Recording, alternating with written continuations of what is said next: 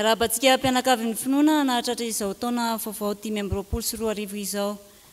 Izay fotoana iarahantsika manompo eto amin'ny tranon'Andriamanitra ary andinitsika indray lohahevitra vaovao manao hoe lehibe ny fiandrianan'Andriamanitra. Andeha hisaotra sy hideran'Andriamanitra isika. Amin'ny alalan'ny famakiantsika ny salamo manao hoe Jehovah no mpanjaka, mitafy voninahitra izy. Jehovah mitafy, eny misikina hery izy. Ary zao rehetra zao mampitoerina ka tsy hetsika. Ny sisa fiandriananao mampitoerina hatramin'ny fahagola. Hatrizay anao.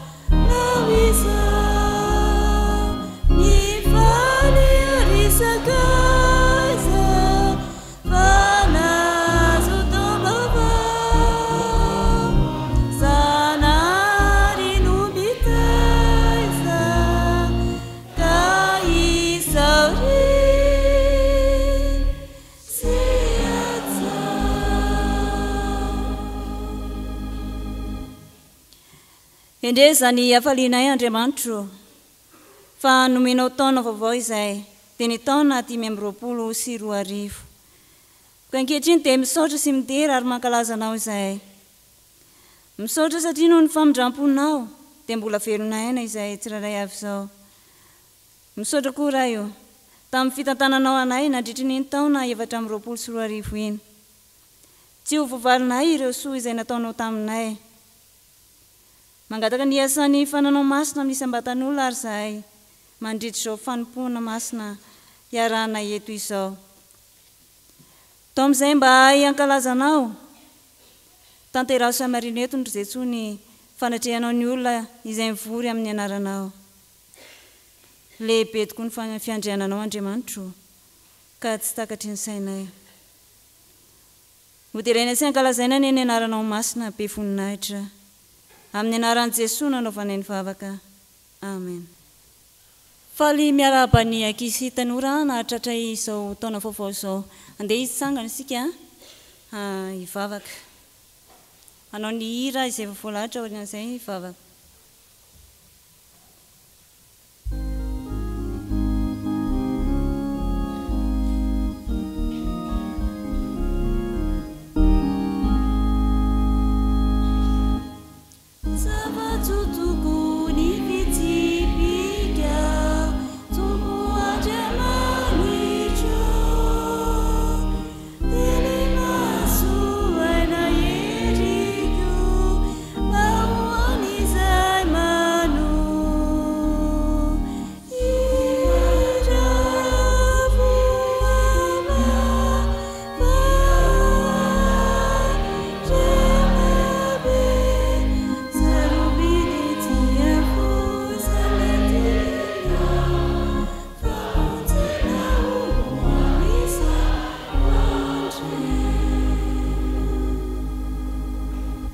Hivavaka isika. Andriamanitro, faly izay ankehitriny fa afaka iaino ny hafatra avy amin'ny teninao. Ny angatanay ray dia ny fananao masina hanokatra ny sainay tsirairay avy, ahaizanay mandray sy mandray izay rehetra hafatra tiana hampitanay eto. Dia mitenena Jehovah fa vonina iainanao izay mpanomponao. Amen.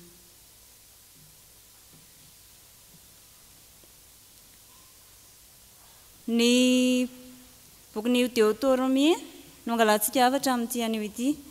Deutéronomie toko 110 andininy 12 tapany 2. Deutéronomie toko 110 andininy 12 tapany 2. Vakiko ny teny amin'ny anaran'i Jesosy.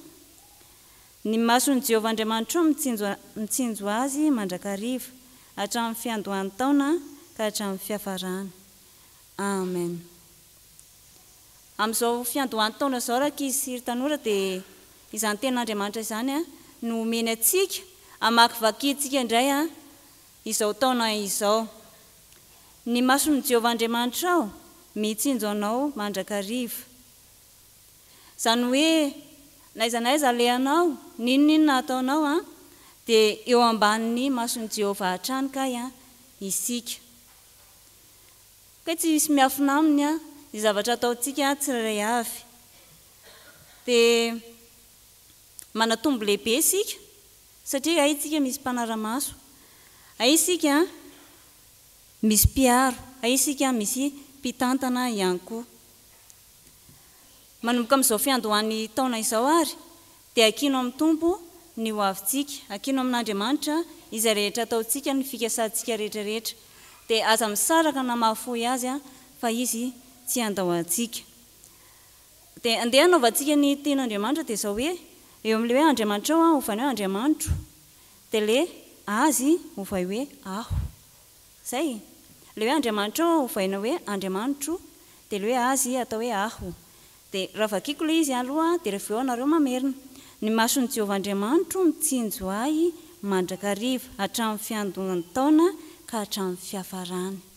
Dia hoe raha antsika mamaky amin'ny anaran'i Jesosy, ny mason'i Jehovah Andriamanitro mitsinjo ahy mandrakariva hatramin'ny fiandohan'ny taona ka hatramin'ny fiafarany. Dia ho tanteraka amintsika anie izany ten'Andriamanitra izany ho azy ireriany amin'ny voninahitra. Amen. Hivavaka isika. Misaotra Jesosy aho fa afaka nandre ny teninao izahay. Misaotra kay ianao mitsinjo anay mandrakariva ary tsy mahafoy na mahasaraka anay ankizy tanora ihany koa. Koa taio ary izay indrindra mandritra izao taona izay ho diavinay izao indray. Dia misy mahatoky izay fa tsy hahafoy anay na hasaraka anay ianao. Misaotra Jesosy. Amen. Hivavaka sika ry havana. Tonga ny fotoana makina sy enona ary akana afatra avy amin'ny teninao ry tompo tafio fanahy masinao ny mpamaky sy ny mpitondra ny afatra avy amin'ny teny masinao. Ny vahoakanao omeo fanahy ny fifantohana mba hahazahoany marina izay tianao lazaina amin'ny teninao. Ampatsiahivo anao indray fa ny teninao no fiainana, lalana ary fahamarinana. Raha makivaky izao taona vaovao menao izao indray izahay dia tsaroanay fa ho apetraka eo aloha mandrakariva ianao fa ianao no fanilo ny tongotray sy fanazavana ny lalanay. Amin'ny anaran-tsaonao ry Jesosy Kristy tomponay no anaovanay izany vavaka izany. Amen.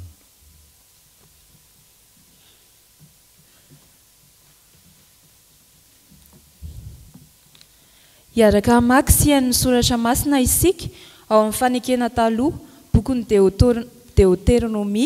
Deutéronomie toko faha 1 andininy faha 9 ka hatramin'ny faha 12. Rehefa hita dia ho vakiana amin'ny anaran'ny Tompo. Koa tandremo ny lalàna rehetra izay andidiko anareo anio mba hahery anareo dia hiditra andovan'ny tany izay efa alehanareo holovana. Ary mba ho maro andro ianareo amin'ny tany izay nianianan'i Jehova tamin'ny razanareo omena azy sy ny taranany dia tany izay tondra dronono sy tantely. Fa ny tany izay efa hidiranao ho lova na dia tsy mba tahaka ny tany Egipta izay nivoahanareo, izay namafazanao ny voan-javatrao sy nandeha mantongotra rano azy tahaka ny fambolenanany. Fa ny tany izay efa alehanareo ho lovana dia tany be tendrombohitra sy lohasaha sady mifoka rano avy amin'ny ranony oran-danitra. Dia tany izay tandreman'i Jehovah Andriamanitrao. Ny mason'i Jehovah Andriamanitrao mitsinjo azy mandrakariva hatramin'ny fiandohan'ny taona ka hatramin'ny fiafarany.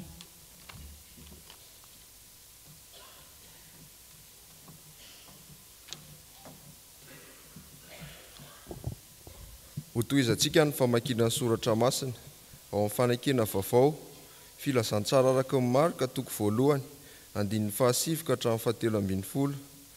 Ary ho faranantsika ny famakiana ny soratra masina ao amin'ny epistily voalohany nosoratan'i Jaona toko 1, Jaona voalohany toko 2 andininy faha 20 ka hatramin'ny faha 17. Rehefa hita izany dia ho vakiana amin'ny anaran'ny Tompo. Ary tamin'izany andro izany dia tonga avy tany Nazareta any Galilea Jesosy ka nataony Jaona Batisa tao Jordana. Ary raha vao niakatra avy teo amin'ny rano izy dia hita ny lanitra nisokatra ary ny fanahy nidina tahaka ny voromailala ka nankeo amboniny. Ary nisy feo avy tany an-danitra nanao hoe: ianao ny zanako malalako, ianao ny sitrako. Ary niaraka tamin'izany dia nampandehan'ny fanahy ho any an'efitra izy, ary tany an'efitra 7 andro izy ka nalain'ny Satana fanahy, ary teo amin'ny bibidia izy, ary ny anjely nanompo azy. Ka ianareo kosa manana ositra avy amin'ny masina ka mahalala ny zavatra rehetra, ka noho ny tsy ahafantaranareo ny marina no nanoratako taminareo, fa noho ny ahafantaranareo izany sy noho ny tsy fisian'ny lainga avy amin'ny marina. Iza ny mpandainga afa-tsy ilay mandahan'i Jesosy tsy ho Kristy, izy no antikristy, dia izay mandany ray sy ny zanaka. Izay rehetra mandany zanaka no tsy manana ny ray koa, izay manaiky ny zanaka no manana ny ray koa. Amen.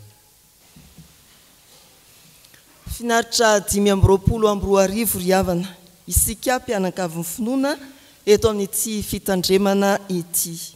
Ary matsiaro izahay afatra namaranantsika ny taona ny alady lasa teo, nifototra tamin'ny Hebreo toko 1 andininy faha 12 tapany faha 2, mampatsiaro antsika fa Jesosy no tsy miova ary ny taonany no tsy ho tapitra. Ho aminareo mandava-taona ny fahasoavan'ny Tompo sy ny fiadanany ary ny famindram-pony. Raha nandray ireo fiarabana marobe nanomboka ny sasakalina ka hatramin'io narain'io dia natsikaritra fa efa saminy omana ny akamaroantsika amin'ny perikopa voalahatra androany dia nandray ny Deutéronomie akamaroantsika nitondra ny teny fiarabana sy ny firarian-tsoa ho an'ny mpitandrina sy ny ankonany izany. Ny hira izay nalahatra ialoha ity afatr'Andriamanitra ity dia ny fanandrify indrindra amin'ny boky ny Deutéronomie, tany finaritra, tarafindanitra, lalantsika mankany am-paradisa. Deutéronomie toko 2:12 ny andininy 9 hatramin'ny 12:12. Ary ny fanahy masina hitarika antsika, andresy lahatra antsika androso hatrany miaraka amin'Andriamanitra ao anatin'izao taona 2022 nomeny antsika izao. Ny bokin'ny Deutéronomie dia famerenanteny na fampatsiahivana ny 70 taona lasa ny aina ny zanak'Israely mba azahoana manomana ireo taranaka vaovao hiditra ny tany nampanantenan'Andriamanitra, ny tany Kanana. Ao amin'ny Deutéronomie toko 1:7 dia voatondro mazava ny fotoana izay nitenenan'i Mosesy ny voasoratra ato amin'ny bokin'ny Deutéronomie. 70 taona taoriana ny voana ny tany Egipta. Eto amin'ity toko 2:12 ity, rehefa avy nampatsiahy izany tantara-pamonjena na tantara-panafahana izany i Mosesy, dia nampatsiahy koa ny lalàna izay ny antsony ny zanak'Israely hiditra ny tany Kanana, ny antsony azy ireo hankatoavina. Averiny ny tantara-pamonjena, ampatsiahivina fa ny fankatoavana ny lalàna no ahatanteraka ny dia hiditra ny tany Kanana. Tsisy ho tafiditra ny tany Kanana raha tsy miverina amin'ny fankatoavana ny lalàn'Andriamanitra. Miantoka ny fahalavorarian'ny dia ho any am-paradisa, ho amin'ny mandrakizay ny fankatoavantsika, ny fitarian-dalana ataon'Andriamanitra. Rehefa mamaky reto andinin-tsoratra masina ao amin'ny perikopa isika, Deutéronomie toko 2:9 hatramin'ny 12:12, dia azo tsoahana ny lohahevitra hoe tena misy fiovana raha manaiky hiaraka sy hankatoa an'Andriamanitra isika. Tena misy ny fiovana raha manaiky hiaraka amin'Andriamanitra sy hankatoa an'Andriamanitra isika. Eny rehetreny mantsiriavana dia ohatran'ny feo tsy ahitana fanantenana, feon'ny olona very hevitra no re milaza hoe ny efatra fotsiny miova 5 fa ny fiainana tsy miova. Lavy ny soratra masina izany. Fa mety miova ny fiainantsika raha manaiky isika tena hiaraka amin'Andriamanitra ka hankatoa an'Andriamanitra. Tsy hiova na oviana na oviana ny fiainantsika raha tsy manaiky hiaraka amin'Andriamanitra sy hankatoa an'Andriamanitra isika. Mety ho marina ampahany ho an'izay tsy mety manaiky hiaraka amin'Andriamanitra sy hankatoa an'Andriamanitra no hoe taremarika ny miova fa ny fiainana tsy miova. Fa tsy marina ho an'izay miaraka amin'ny soratra masina, mamaky ny Baiboly ary manaiky ny fitarian-dalana ataon'Andriamanitra izany tsy fiovana izany.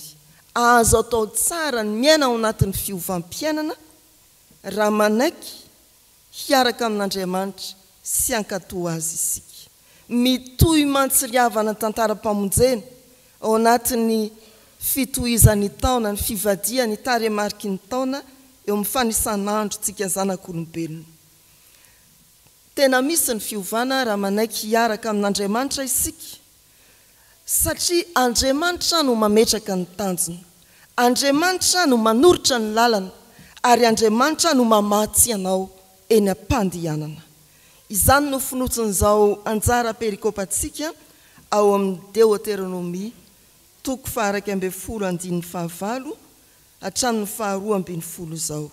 Ny anjaranao dia ny manaiky sy ny mankatoa.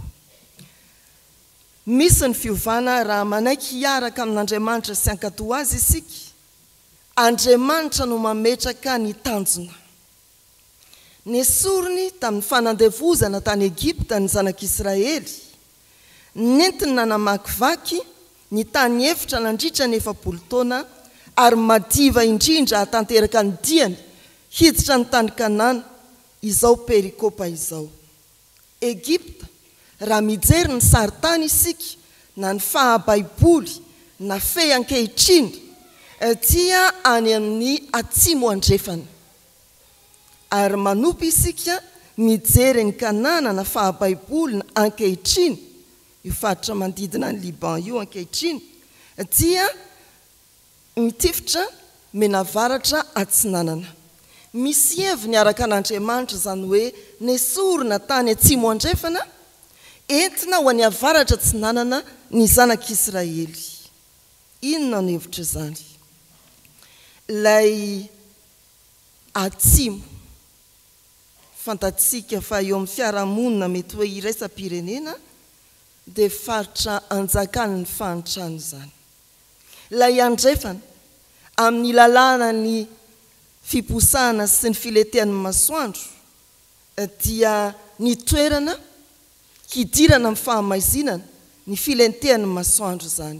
Ny avaratra dia tany ny fandrosoana, ny atsinanana dia toeran'ny fiposahan'ny masoandro. Zany hoe raha niala tany andrefana masoandro ny letika ampitahainy eo amin'ny 10 mantsy tany Kanana sy Egipta, izay nisy asa mafy, nitady rano, raha niala tamin'izany fiainany tao saritsary-pahafatesany tsisy rano ahafahana miaina izany, ny zanak'Israely niala tany atsimo, fahantrana ara-panahy, fanandevozana, dia entiny makany atsinanana masoandro miposaka indray, entiny mianavaratra tsinanana ho amin'ny fandrosoana. Izay ilay tanjona hitondran'Andriamanitra. Fa amin'ny lafiny ara-panahy dia esoriny amin'ny fahafatesany ilay masoandro milentika ho amin'ny fahavelomana ilay masoandro miposaka. Izany ny fitondran'Andriamanitra ny fiainantsika.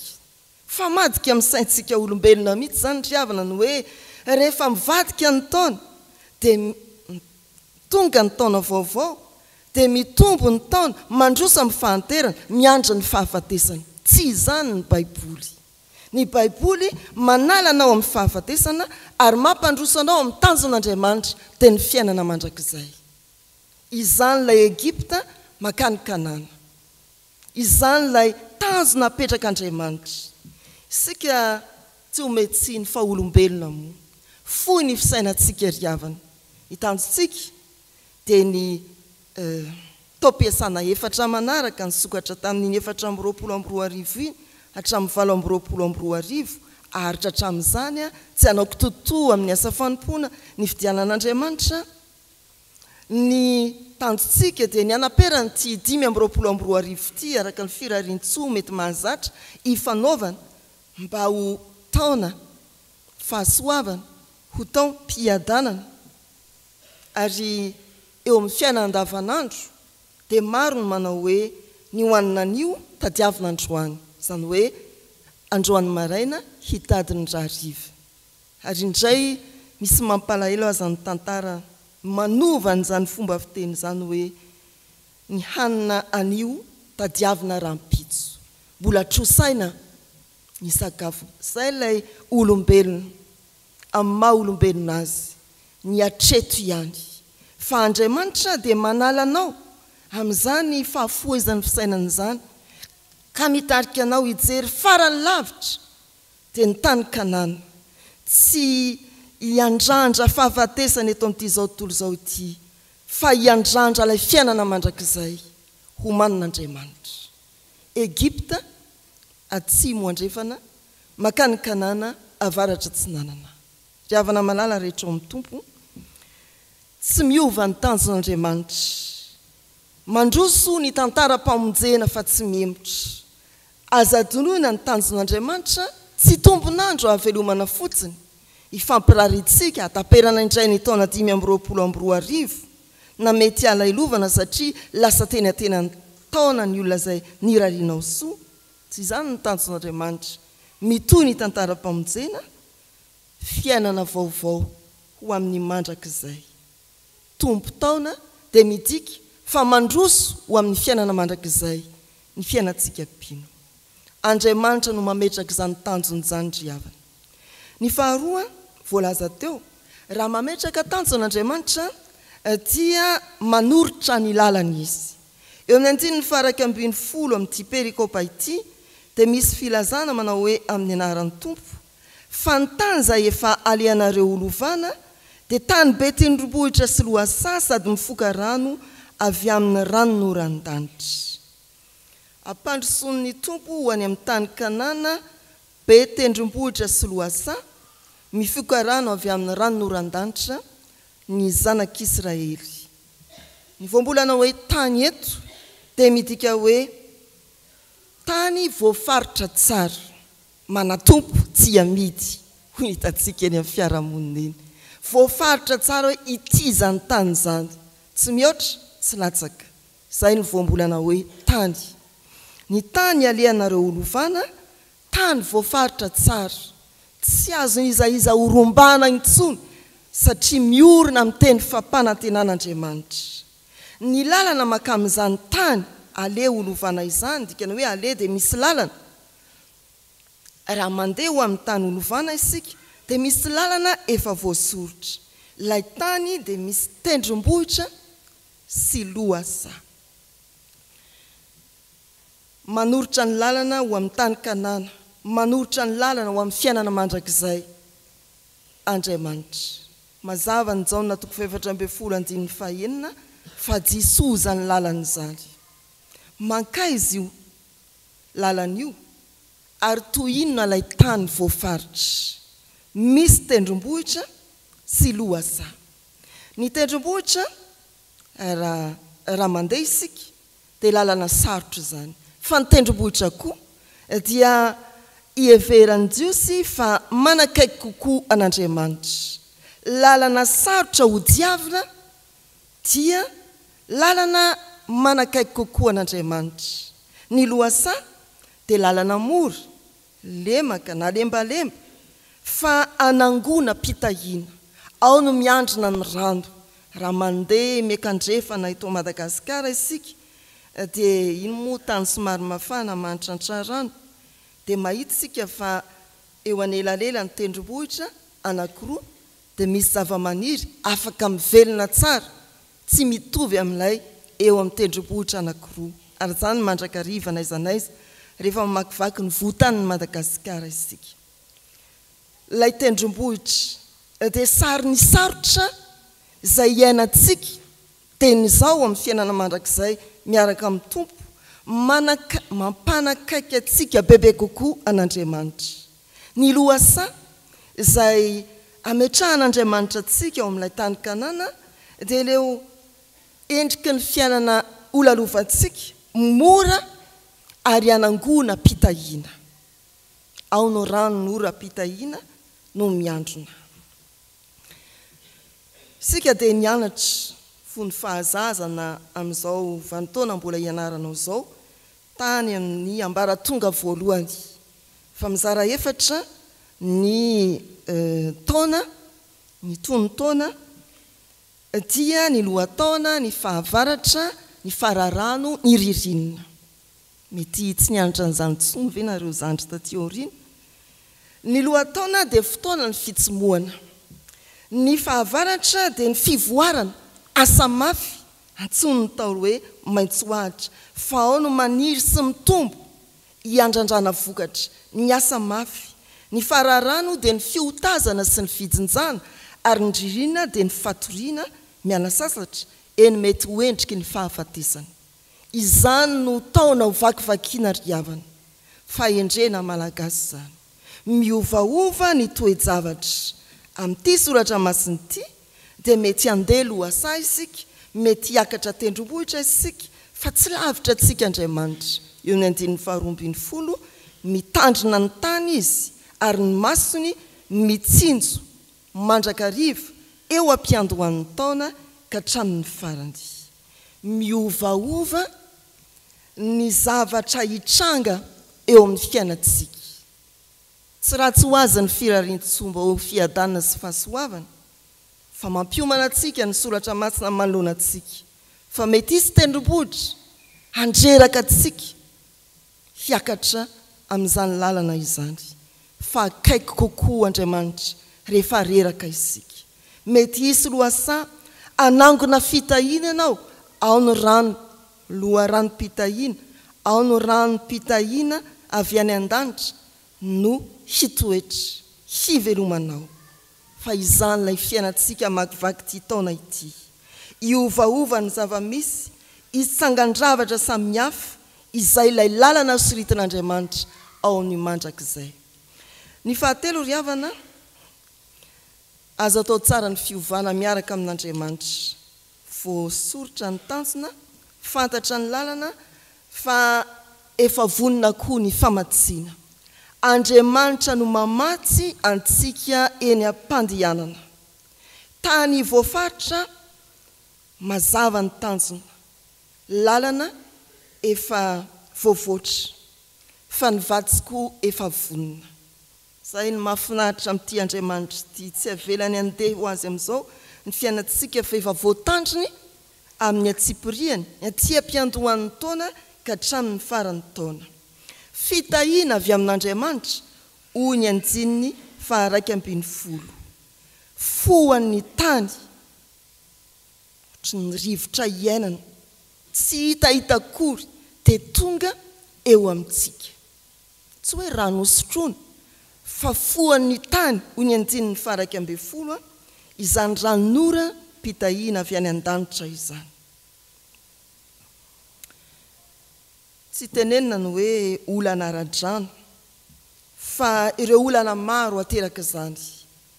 Ny tsy faniriny ny masom-boly izay natsatoka, matomaso, ny soja, matomaso, ny tsaramaso, matomaso, ny katsaka. Ny androntsika 2 volana tsisy rano, mety tsy fantatsika miaina andreny vohitra izany, fa iainana teto amin'ity nositsika ity. Miteraka ny olana ara-tsakafo, ny tsy fisindrano, itsika mety hoe olana ara-pahadiovana sy ara-pahasalamana, fa miteraka olana ara-tsakafo, mitady ary miteraka ny fisondrotany vidin-javatra. Any izy, any amin'izany vokatra faharoa ny tsy fisindrano avy any ambanivohitra izany, vao miatra aty amintsika. Fa amin'izany dia manohy ny lalana isika. Manohy ny lalana isika ary matoky, fa ny vatsy efa vonina. Manohy ny lalana isika fa afaka miova ny toe-javatra. Raha manaiky isika hiaraka amin'Andriamanitra ka hankatoa ny lalany. Aza manahy. Io ranonora an-danitra io dia mampatsiahy ny Matthieu 4:4, ilay fiara tsy mataho-dalana. Tsy ny mofo ihany ny veloman'ny olona, fa ny teny rehetra aloky ny vavan'Andriamanitra. Midina avy any ambony ny tenin'Andriamanitra. Manampina antsika amin'izay mety ho fikelezana antsika amin'ny asa aman-draharaha amin'izay ataontsika andavanandro.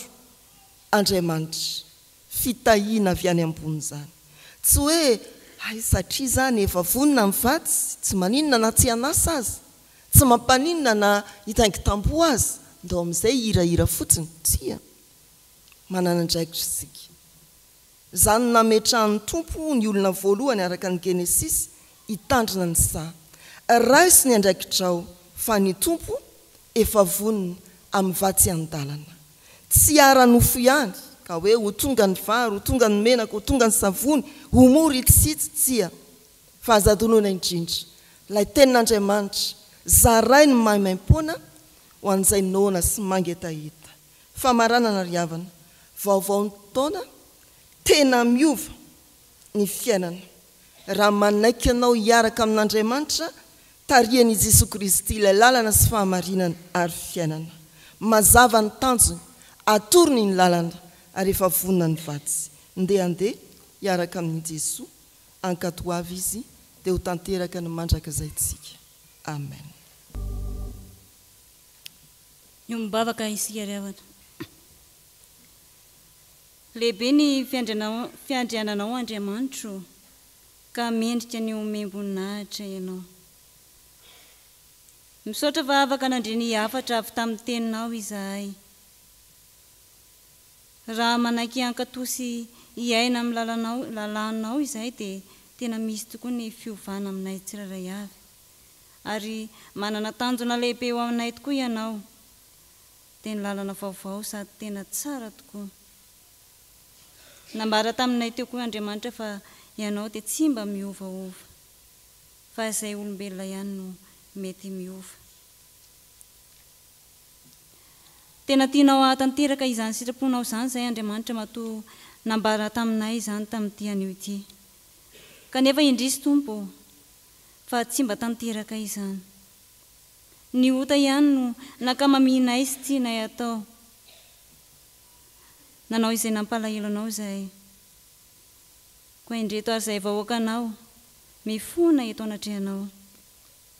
Mifona eto ampototry ny azo fijalianao mamindrafo aminay ary avelao ny fahotanay. Mino izay fa hoenonao izany fitalaonay fibebahana aminao izany. Ry iray ny famindram-po, ny fo torotoro sy mangorakoraka ho ianao dia tsy mba ataonao tsinotsinona. Koa ray soary Andriamanitro, izany fifonana izany. Amin'ny anaran'i Jesosy Kristy, ilay tsy miova ho maty sy ny ho ary mandrakizay, no hanaovanay ny vavakay. Amen.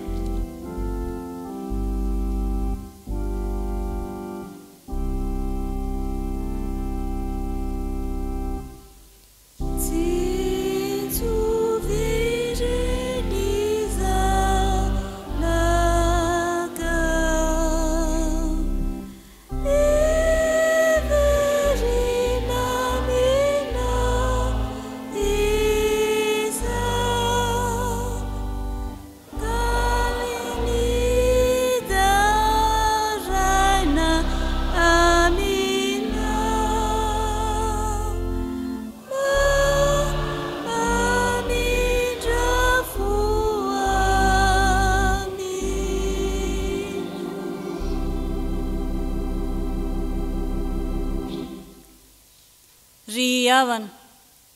Raha iso ampifaliana sy amin'ny fanantenana eo am-pitsanganana ny teny famelan-keloka omeny Tompo atsika.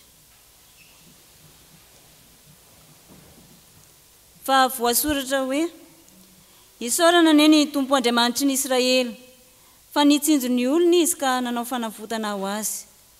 Koa ambara amin'ny anaran'i Jesosy Kristy ary fa voavela ny elokareo noho ny anaran'ny masina mideran'ny Tompo.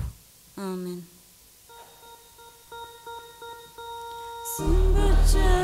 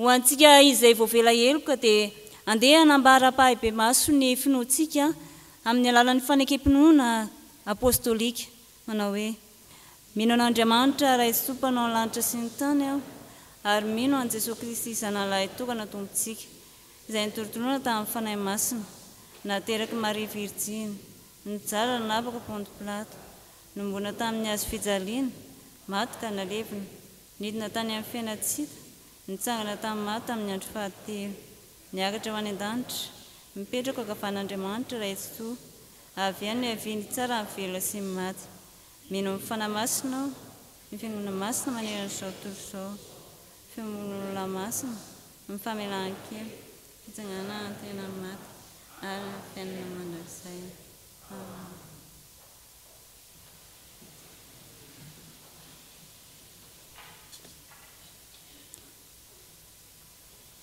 Dia iara hivavaka sika ry havana niombinao anatin'izao vavaka fangatahana izao isika.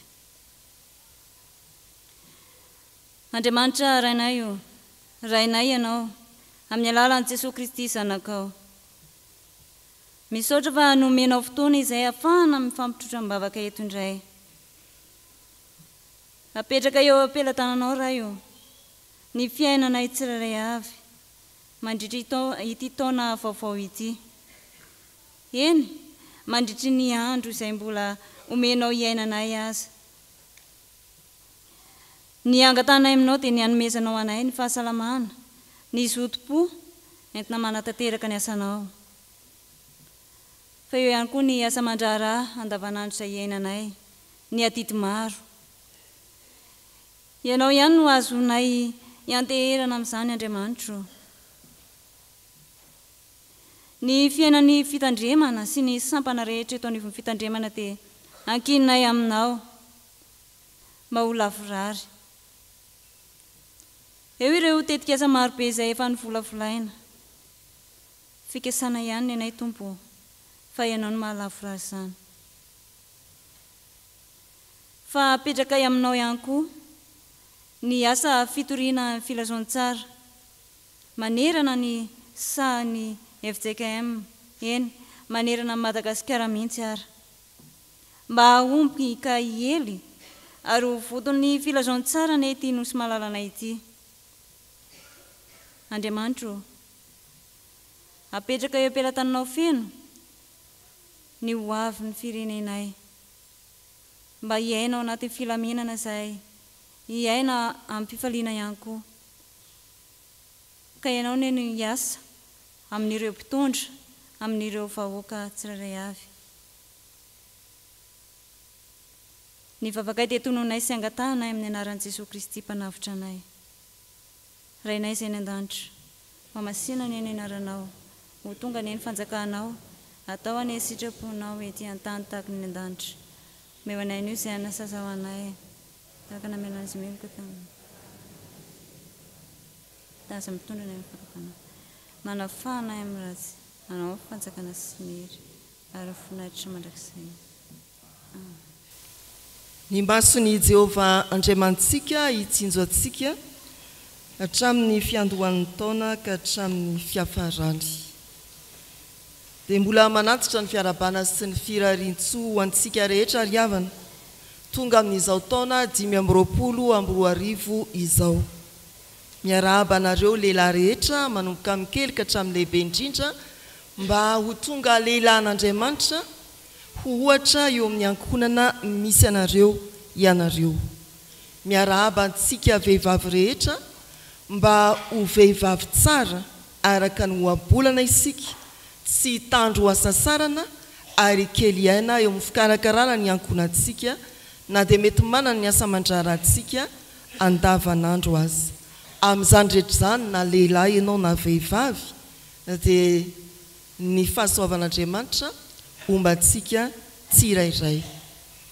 Ny toy ny fiainan'ny fiangonana ny amin'ny Alahady 10 Janoary indrindra no tsy hivineto arak'izay efa nanambarany ny mpitantsoratra azy tamin'ny fotoanany raram-piangonana tamin'ny lasy.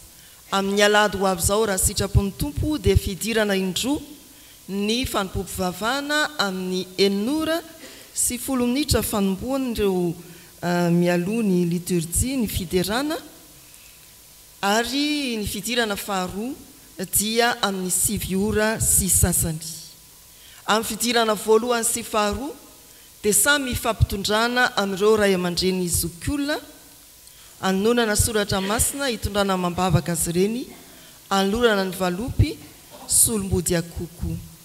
Amin'ny fidirana faharoa kosa dia misy fifampitondrana manokana ho an'ireo ray aman-dreny eto amin'ny fiangonana, dia ao ireo ray aman-dreny mpitandrina, ny misotro ronono na ny vadina velany, ireo ray aman-dreny mpitandrina misoratra ho isan'ny fiangonana eto amintsika, ary ao moa zany ny mpitandrina amperinasa mivady sy ny mpitandrina mizadrara mivady.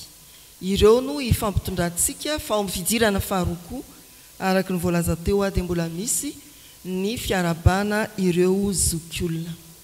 Amin'ny 5 janoary koa raha sitrapony tompo no hozaraina amintsika mpianaka amin'ny finoana ny kalatra mofinaina 520. Tsy hoe tsy hinana zany loha mandra-pahatonga ny lahady tsisy mofo, jerijereo any amin'ny tambazotra any. Na izany aza ity boky mirakitra ny 4 miainga amin'ny mofinaina isan'andro ity dia fahazontsika raisina ao amin'ny voameran'ny fifandraisana rehefa lahady na ao amin'ny sekretera mpandrara akobanandro. Azontsika raisin'izao izy 4,000 ariary ny vidiny. Raha mandray an'ity zany ianao anio dia efa hitanao ato ny Deutéronomie 2:12 zay notoriana teo dia mitohy hatrany hatrany. Raha mpitso salamy fa 570 andiny voalohany hatramin'ny 7 hatreo ihany ny lazaina sao dia tsy mividy eo nareo. 4,000 ariary ity zany tsy karatra fotsiny fa ilay voalahatra ao mofinaina dia misy ny fanazavana fohy sy fampiarana atolotry ny sekoly alahady fohy be ho antsika. Dia ataovy fifaliana sy tompo-pahasoavana riavana no manana itony asa soratra masina itony iveloman'ny fanahintsika. Izay no tsara ho fantatra ary dia misaotra sy mankasitraka an'Andriamanitra isika no nitondrany atsika ho aty amin'ny tempolony amin'izao maraina ny 2 janoary izao, na dia mety misy aza reradreraky ny fiaretatory hatramin'ny 12 alina. Ary misaotra anareo vaoaka an'Andriamanitra koa ny amin'ny fahatsiarovana ny fijoroana vavolombelona tahaka izao, fa tian'Andriamanitra zany ary tsy hovery ny valim-pity atsika. Ho an'ny tompo ny voninahitra. Raisoa amin'ny finoana ary nitsodrany tononona amin'ny anaran'ny tompo. Hitahy anareo ny tompo ka hiaro anareo. Hampamirapiratra ny taviny aminareo ny tompo hamindra fo aminareo. Hanandratra ny taviny aminareo ny tompo hanome anareo fiadanana. Mandihana hitantana anao amin'ny tanan-kavanan'ny famarinany ilay tompony fiandrianana. Amen.